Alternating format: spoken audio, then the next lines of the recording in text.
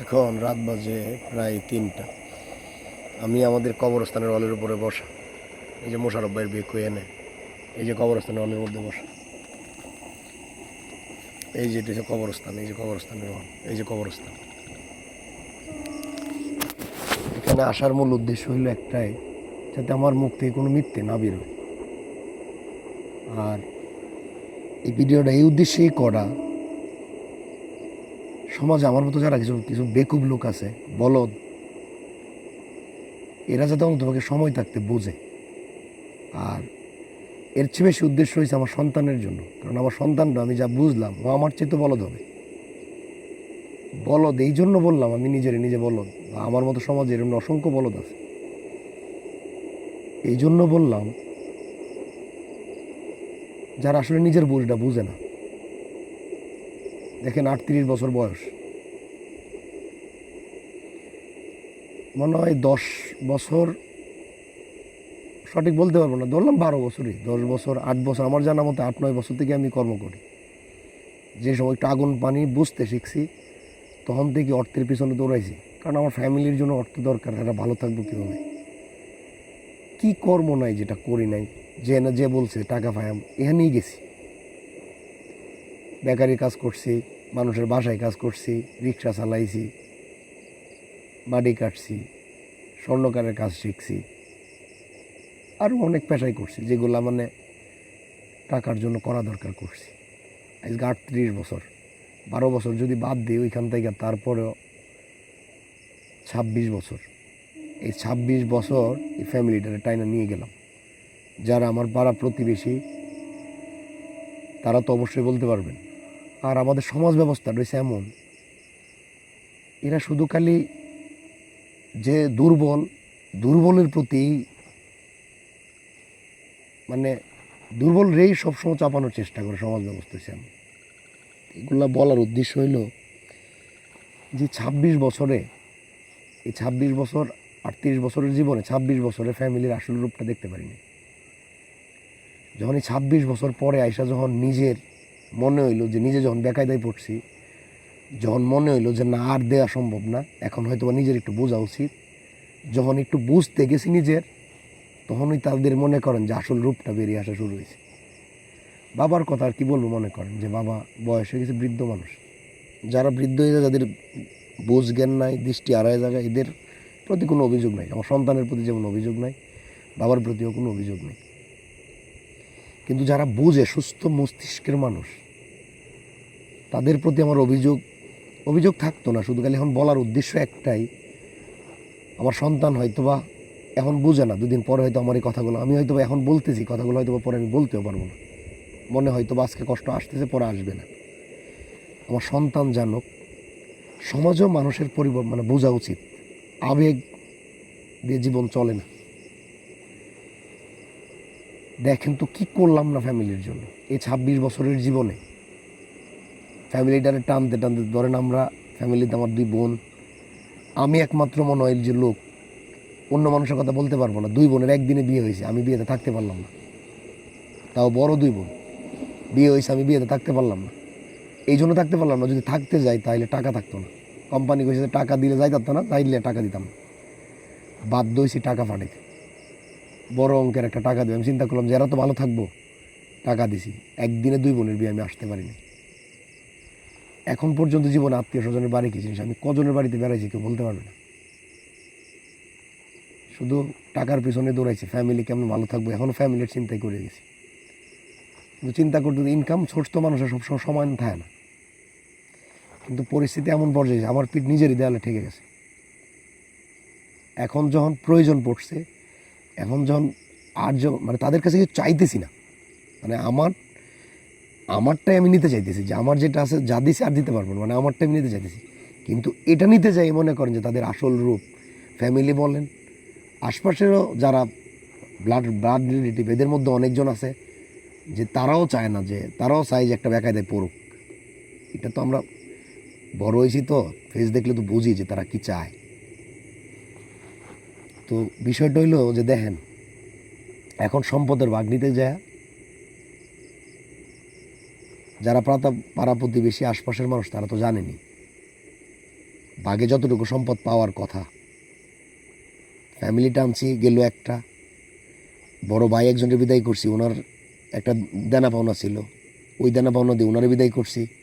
যখন ওনারা যে দেনা পাওনা দিয়ে যে টাকা দিয়ে বিদায় করছে, এই টাকা দিয়ে বাবার সব সম্পদ এই টাইমে কিনা যেত। তারপরে আপনার বাবা যে সম্পদ পাইছে, বাবা তো বন্ধের আগে সব বিক্রি করে দিছে, শুধু বাড়িতে একটু ছিল, এটা আমার ফুফুর ছিল। ফুফুর কাছ থেকে টাকা দিয়ে এই সম্পদও নিজে নিলাম। নিয়েও দিন শেষে ভাগের বেলায় 1.5% পাইছি, 1.5% পাইছি। বাকি যেটা আছে 1.5%ই পাইছি, যেহেতু আমার 1% আমি একজন থেকে কিনছি, 2.5% পাইছি। 1% যেহেতু আমার কিনাটা দিয়ে দিছি, তাহলে তো আমি 1.5%ই পাইছি, তাহলে আমি 1.5% জায়গা পাইছি। আর বাকি যারা আছে তারা ভাগে পাইছে 3 বা আরও বেশি, 4.5 করে পাইছি হিসাবে। আমার ভুল হইলে মাফ করুন, না আমার ভুলের মনে হয় না যে তারা আরও বেশি করে পাইছে। পার্থক্য হইল এটাই যে আমি যেই 10% জায়গা পাইছি, 1.5%, এটার মধ্যে একটা বাড়ি করা আছে। বাড়িটাও আমার করে, এখানে 10টা টাকা কেউ দিছে বলতে পারবে না, বাড়িটা আমার করা। এই বাড়িতে এরা এতদিন রয়েছে, থাকছে। এখন যখন আমার টাকার তো এই 1.5% নিতে যায়, ওরা 3.5-4% করে পাইছে, মানে 4.5 বা 4% করে পাইছে। এটা অলরেডি ওরা ওদেরকে দিয়ে দেবে। ওই জায়গাও ভরাট করে, রাস্তা লেভেল সেম জায়গায়, রাস্তার এই পাশ আর ও পাশ ভরাট করে দিছি জায়গা।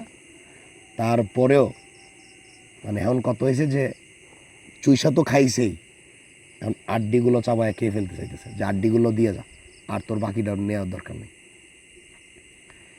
তো এগুলা এই জন্য বলা, সমাজ ব্যবস্থা বলেন, তারা বিচার করতে আসে। আগে যখন ওই দেয় নিতে, আমি দেয় নিতে চাইছিলাম না, বলছিলাম যে বাড়ি যেহেতু আছে বাড়ি নেওয়ার দরকার নাই, ছোটো 2 ভাই আছে, বলছিলাম তোরা 2 ভাই বাড়ি নিয়ে যা, আমি পুকুর যেটা আছে আমি ওইখানে চলে যাই, ওইখানে তোরার বরাট করে দেওয়ার দরকার নেই, পুকুরের জায়গা আমি নিয়ে যাই।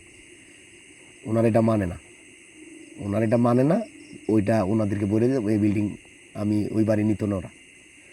তো চাচারা যারা বসছে ওনারা বৈশা ফয়সালা করে দিছে যে আচ্ছা ঠিক আছে, তুই এই বাড়ি লই যা। তা আমার বাড়ি নিয়ে যাওয়ার পর আমি বললাম, যখন সবাই যেহেতু বলতেছে যে কী করবি, মাইনা নেই, মাইনা নিলাম। তো নেওয়ার পরে মনে হয় সবাই মিলে আবদার ধরছে, কইতেছে কি করবি এখন, যা তো এটা বরাট করে দিয়ে দে। কি বলেন, নিয়া 4.5 দিয়ে মেয়েদেরকে তাও আবার ভরাট করে দিতাম, ওদের আবদার ভরাট করে দিয়ে দেওয়ার জন্য। একই রাস্তার এই পাশার ও পাশের জায়গা, তো ভরাট করে দিলাম।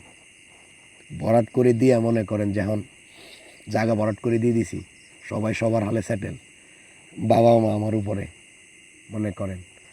এখন ফ্যামিলিতে তো বোঝেনি, বাবা মা তো আর কারো উপরে বোঝা হয় না, আমারও বোঝা না। কিন্তু দিন শেষে হয়েছে আপনার কি জানেন, আমি যদি একলা হইতাম তাহলে কোনো প্রবলেম থাকতো না। ওনারা কেউ তাদের দায়ভার নিতেছে না আমার উপরে, রাইখা মনে করেন যে তারা বাইরে থেকে মজা নিতেছে। তারা কেউ, বাবা মা তো সবার, আমি যদি 2 মাস রাখি তাহলে তারা 2 মাস রাখতে পারে না। আমি বাবা মার কথা তো একজনের কথা বলতেছি, বাবার সাথে তো আর ঝগড়া হয় না, মার কথাই বলতেছি। ওনারা কি 1 মাস করে রাখতে পারে না, যে আমরা 2-3 বোন, বোনেরও কিছু হইলে গলার মধ্যে চুরি ধরতে আসে, তাহলে বোনেরা বলতে পারে না যে 1 মাস করে আমাদের কাছে থাইকা যাও। বাবা নিয়ে কোনো প্রবলেম নেই কারো, মারে নিয়ে যেত প্রবলেম, মা তো এটা বোঝা উচিত। এখন আমি কি করবো বলেন তো, আমি কবরস্থানে জানি যে আমার একটা সন্তান আছে, বউ আবার প্রেগনেন্ট, এই অবস্থায় আমি কি করতে পারি, আমার কি করা উচিত বলেন তো। এক হয়েছে মনে করেন যে ফাইন্যান্সিয়াল অবস্থা খুব খারাপ, দেনার দিক দিয়ে, তারপরে ফ্যামিলির মধ্যে টর্চার।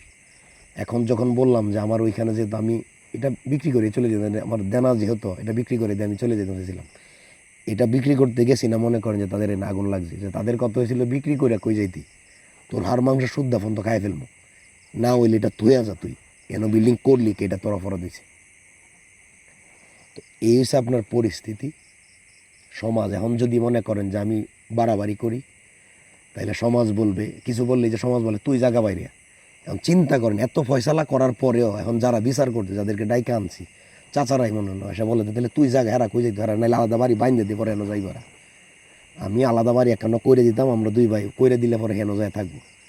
তাহলে সমাজের কাছে মনে করেন কতটা, মানে এরা বিচারটা যে করে দিছে, চিন্তা করে দেখেন, বলতেছে যে সমাধান করে দিল, এরা এক লগে রাখতে তো সমাধান করে দিছে। মানে যদি আমার একজনের দ্বারাতে সমস্যা হয়, আমি তো তারা বলবো যে তোমার কারণে সমস্যা, কী কারণে হইতেছে এটা আমি দেখবো না। এটা না দেখে তারা সমস্যা সমাধান করে দিতেছে যে আলাদা কেন ঘর করে দিতাম, এই ঘরের মধ্যে রাস্তার মানে এরা দুজন বাবা মা দুজন থাকতো, আমি ওইখানে বিল্ডিংও থাকি বা বেস হয়ে যাই, তাইলে আমি সমাজের কাছে কতটা খারাপ লোক হইলাম, টাকাও দিতাম। এখন মনে করেন এই যে বরাট করে দিয়ে এখন মানে না কিছু হইলে করেছে বিল্ডিং, এই যে আজকে যে যখন কথা আইলো বিল্ডিং বেচতে যাই, এরা বেচতে দিত না, তোমারে বেচতেও দিত না, আমার ওখানে শান্তি মধ্যে থাকতেও দিত না। এখন আমি কি করতাম বলেন, আমি কি যে অবস্থায় আছি, বউয়েরে কত মারবো আর বলেন, কিছু হইলেই যখন বউ কানের গুড়ি দেশে জ্ঞান জ্ঞান করে এই কবরস্থানের হলের মধ্যে বলতেছি, বিশ্বাস করেন অনেকবার তার গায়ে হাত তুলছি। আর যে সমস্ত গালিগালাজ তারে করি, মানুষ হিসাবে শরীয়ত অনুসারে এগুলো চলে না। আমি এতটাই তিক্ত বিরক্ত, এগুলো সমাজের সামনে বলতেছি, এগুলো সমাজের অংশ, বিশ্বাস করেন আর আপনি না করেন, এগুলো লুকায় রাখার মতো কিছু না। যারা এগুলো লুকায় রাখে এরা নিঃসন্দেহে খারাপ লোক, এরা নিঃসন্দেহে খারাপ লোক, এরা বাটপার। কোনো প্রকৃত অর্থে ভালো লোক আমার মতো বলদ যারা, এরাই বলে দেয়, আর এরা যারা এরা সিস্টেমে করে। আমি এই কথাগুলো খুব রাগে দুঃখে বলছি, কারণ এটা কোনো বিচার সমাধান হইল।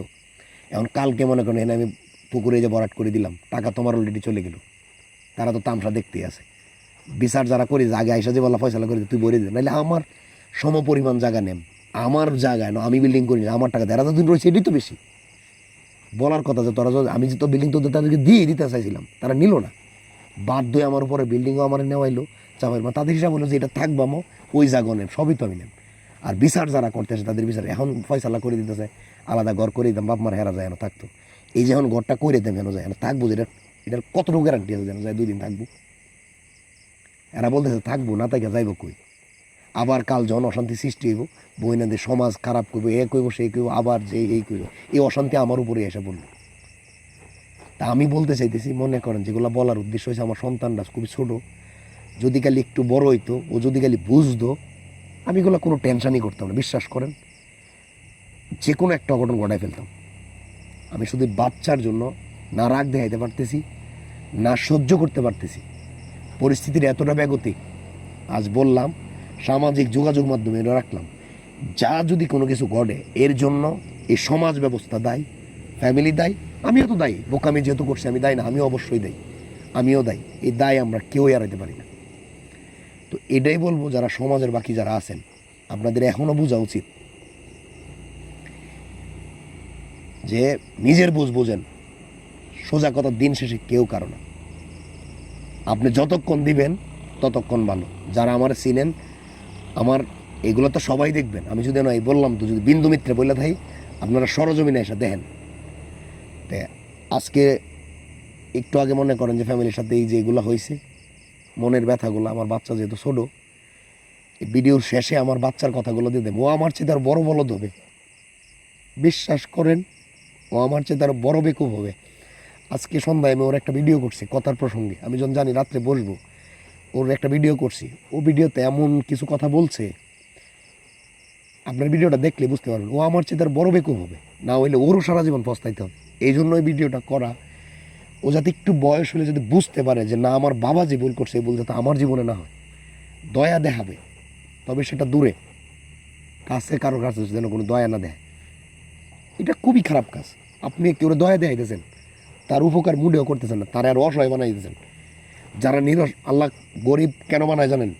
আমরা কেউ পৃথিবীতে গরিব হিসেবে জন্মায় নাই, গরিব তার খাজালতে হয়। যারা কিছু করে না, তারা পরেরটার প্রতি লোভ করে, তারা নিবও বেশি, আপনার কিন্তু 200 দিব বেশি। একবার বিবেকের প্রশ্ন করেন যে আমি কি বলতেছি, আমি কি যুক্তির ভিত্তিতে বলতেছি না যুক্তির বাইরে বলতেছি। এর ভিতরে দেখেন সবাই তো গেল, ছোটো ভাইটা বিদেশ যাইব, ওরে দিলাম 2,80,000 টাকা। আমার টাকা আর এগুলো আমি সবগুলো টাকা সুদের উপরে লয়ে দিছি, এই টাকাগুলোর লাভ আমার উপরে উঠতেছে। এই জায়গা মনে করতেছে আমি জায়গার বিনিময়ে টাকা দিছি, আর এই জায়গার বিনিময়ে টাকা দিল ওরে, এই টাকা দেওয়ার পর আমি ঢাকা গেছি, যাইয়া দিয়ে মগবাজার রিক্সা চালাই, এতটা কষ্ট লাগছে আমার, বিশ্বাস করেন। রোজার ঈদটা কিছু বাড়িতে আসে নাই, আমার কলিজাটা এতটা কষ্ট লাগে যেটা বলার মতো বাড়িতে আসে নাই। আরে বাপ মা জন্ম দিয়ে দিয়েছে, কুত্তা বিলে তো সন্তান জন্ম দেয়, জন্ম দিয়ে সারিয়ে দিয়েছে, সন্তানের মানে এদের যে বাড়িতে এলো না, আমার সন্তান যদি বাড়ির বাইরে থাকে আমি ঈদ করতাম মাম, আমি আর খুঁজে বার করতাম না ও কই আছে, পাগল হোক আর যাই হোক, এটা কিসের বাবা মা, খালি কুত্তা বিলের মতো সন্তান জন্ম দিয়ে দেয়। ও 2,80,000 টাকা আমার কাছ থেকে নিয়েছে, টাকাগুলো আমি শুধু করে দিছি। তারপর আমি বলি নাই যে টাকার বিনিময়ে জায়গা নিয়ে যায়। আমি এই জায়গা আবার ঘর থেকে ওরাও দিছে 20,000, এরা অল্প টাকা দিছে 20,000 করে, 10,000 হয়তো 3 জনে দিছে, সব মিলে আমার 20-50,000 টাকা সবাই দিছে। এরা এই টাকার জন্য জায়গা বিক্রি করে দিত। আমার ভাই প্রায় সময় আমার মা বলে যে এই জায়গা সেই জায়গা হ্যাঁ জায়গা সব জায়গা শুধু বিক্রি করে দেয়। আর এরা না পাগল, আমি কি পাগল, ওর জায়গাটা দেবো তো খারাপ জানি, ও কাল এসে কই থাকবো, এখন যদি ওর এই জায়গাটা বিক্রি করে দেবো, হ্যাঁ কই থাকবো বলেন তোমার এই কথাটা, আমি কি জলের দামে বিক্রি করে দিতাম? আমার কাছে 1.5 শতাংশ ওর জায়গা আছে, আমি চিন্তা করছি যাতে আমার এই 2,80,000 টাকা লাভ হইতেছে। ওরা যে টাকাটা পাবে, যদি এই টাকার বুঝে জায়গাটা না বিক্রি করতে পারি, ও কি আবার ওই জায়গা থেকে এসে টাকা দিব? এই জন্য জায়গার পার্টি দেখছে যে বিক্রি করে যাতে সবার টাকাটা দেনা টানা দিয়ে যাতে আজ হারিয়ে যেতে পারি 1.5 শতাংশ বিক্রি করার জন্য। এটা পরিপূর্ণ দামও পাইছি না, বিক্রিও করতে পারি না। এটা রাখার পরও এই জায়গা নিয়েও ঝামেলা করতেছে। 2,80,000 টাকা নেওয়ার পরেও ওরা ডাকা যায় মগবাজার দিয়ে দৈরান রিক্সা চালায়, এখানে সারাদিন রিক্সা চালায়, রাই তুলে জোয়া গেলে চোরের মতো দেওয়া যায়, দৈরা আইন আবার বুঝায় বাজে। আমার ফাও ধরা বাকি রাখছি, জ্বালাবেন ভাই আছে আমাদের গ্রামের একজন, ওনার যে গেলে বলতে পারেন, আমার স্বাস্থ্য ভাই যারা ঢাকা আছে এরা কইতে পারবে। এরে আমি ওইখান থেকে দৈরানি তোর ফাও ধরার বাকি রাখছি, ওরে বোঝাই। আমি আরও 2টা দোকান নিয়েছি, পজিশনে 2টা দোকান নিয়েছি, বাড়ি থেকে দেনা করে টাকা নিয়ে রাখছি। রাইকে এই দোকানগুলোর মধ্যে বলছি ঠিক মতো ব্যবসা কর, জীবনটারে বদলা। এই দেনা এই 2,80,000 টাকা এইভাবে আমার দেনা বাটপারি করে জকিল পরও আমি তারা সুযোগ দিছি। ওইখানে যায় মনে করেন যে আরও তো বাজাইছে, এইখানেও সেইখানেও ভক্ষ করছে, জোয়া খেলেও তো নষ্ট হয়ে গেছে। শেষ এক পর্যায়ে বাধ্য হয়েছে ওরা এখান থেকে বিদায় করে দিতে, বিদায় করে দিয়ে মনে করেন বাড়িতে চলে আসছে। দিন শেষে মনে করেন যে এখন এই যে একটা পরিস্থিতি, আমি আমার সন্তানটা নিয়ে চিন্তা করতেছি যে যদি এরকমও হয়, এটাই কি সমাজ? এটাই কি সমাজ ব্যবস্থা? মানুষ এতটা স্বার্থপর হয় কেমন?